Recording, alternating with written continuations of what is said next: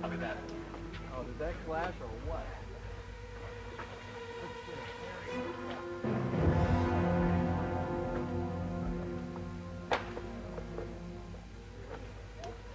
We had a couple of different notes.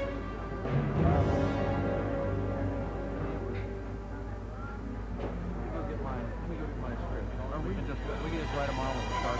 You're gonna be the dialogue. You guys stay right here. Okay. That kind of moves.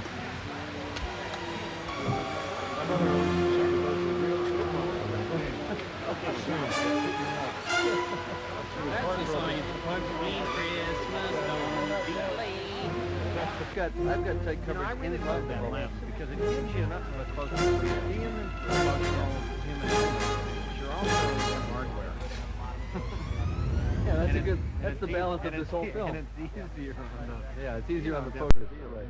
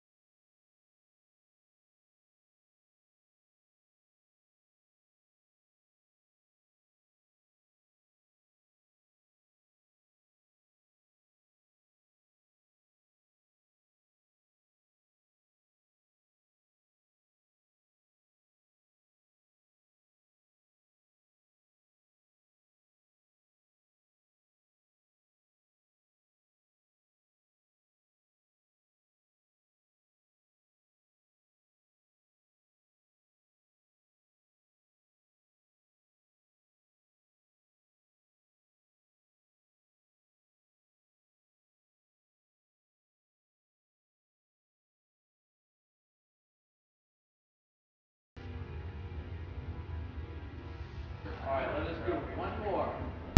Both be rehearsing. And then we'll commit the front. Just rock.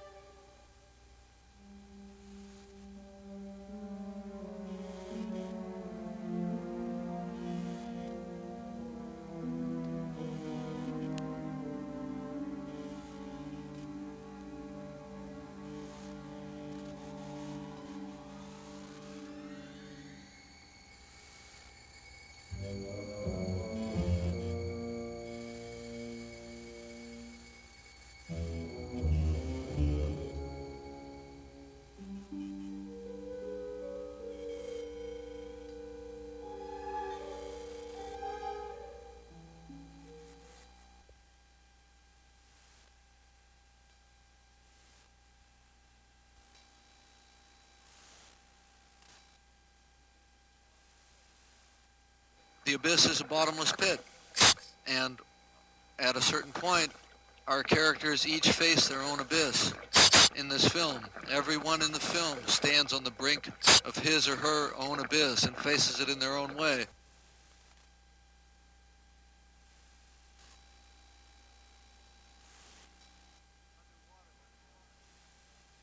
Underwater, what you have to do is be prepared to throw out the plan immediately, because you have time considerations, you have safety considerations, you have a limited amount of time that people can be actually in the water working and being able to keep their concentration and so on. So everything is just intensified. The whole process is intensified. You have to make very quick decisions. You can't just call a conference underwater and talk about what you're going to do. So it requires a lot of juggling and a lot of fancy footwork to try and get the shots.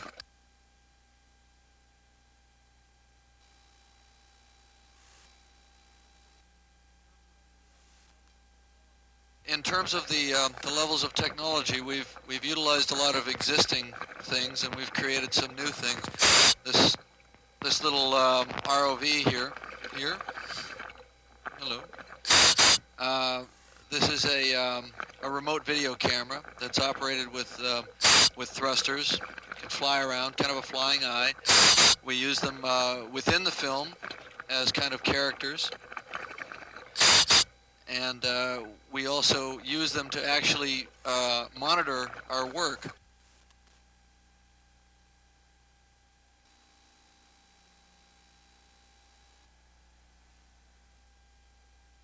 Jim's a visionary perfectionist, and he knows exactly what he wants, and he won't settle for anything less. And in a business about compromise, he is the last one to do so, and will only agree to lessen his expectations if there are no other alternatives. And then he will do so gladly.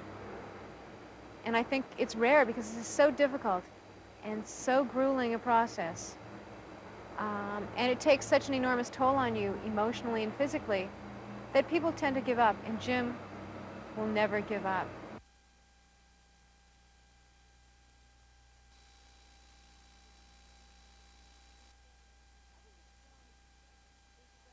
I think this film is a very emotional film. I wouldn't be surprised if people cried 5 or 6 times in the film. A number of times because of the sense of awe and wonder, just unbelievable visual imagery. But even more profoundly, I think people will cry because it's extremely touching and poignant.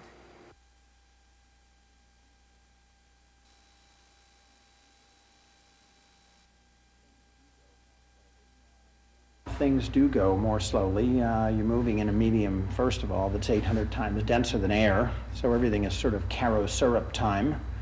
To retrieve something or make a slight adjustment is, more complicated. You're constantly fighting the fact that you can't just say, "Psst, would you move that to the left?" If the person's turned away from you, swim over and do it yourself, or tap them on the shoulder and make that little adjustment or change. On land, a sound stage, whatever, there's all of this quick communication that goes on. Underwater, it's a lot tougher.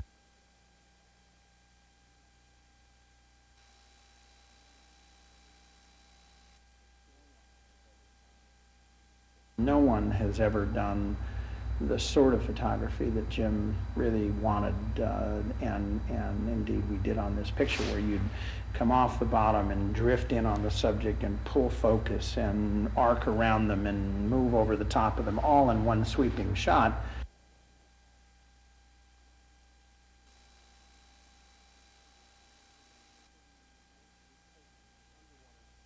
And we've taken underwater filmmaking or sequences and shooting sequences underwater to a new plateau, and that's been exciting. I think that was done 12, 13 years ago with the Deep, and I think this has been another major step forward in applying topside technology in this pretty hostile environment and doing it effectively.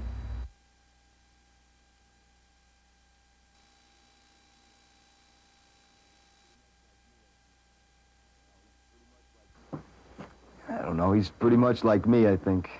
I mean, in the sense of playing him, I didn't really try to create anyone outside of the script. I mean, I didn't try to walk differently or talk differently necessarily. I just tried to play this guy. He's kind of everyman kind of character, and really supports his people, you know, that he works with, that he's the foreman of, and loves this woman.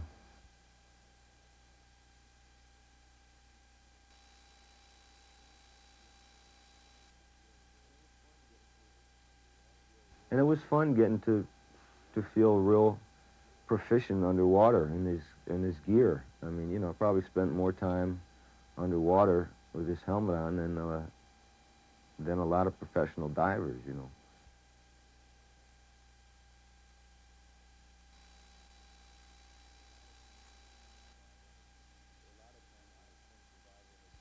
A lot of times in this film, survival has become the main motivating force in a lot of the scenes. Is, hey, you know, just do it.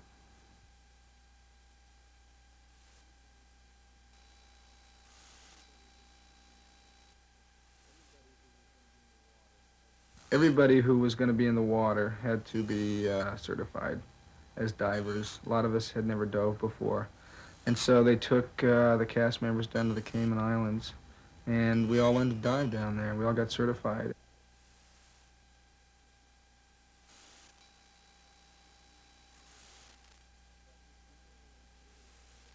I think people, when they think of a Jim Cameron film, the Terminator and Aliens were in many ways kind of mean-spirited pictures. You know, the Terminator was this mean thing, and there was a lot of violence, and Aliens, you had these nasty little creatures that were running around eating everybody up, and we were blowing them up and everything, and just scary and frightening.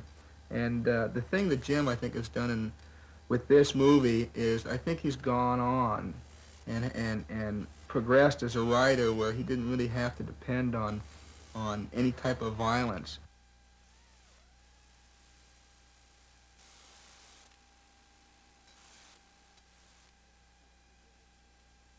But I could see a studio looking at it, and without a Jim Cameron, like, reading it and say, well, yeah, this is a great script, but it can't be made. It's impossible to make this movie. It's just way too difficult to make. The fact that he came here to Gaffney, South Carolina, found this old nuclear facility and turned it into an underwater shooting facility, and is able really to just shoot and film what he wrote is, to me, really the most amazing thing about the story.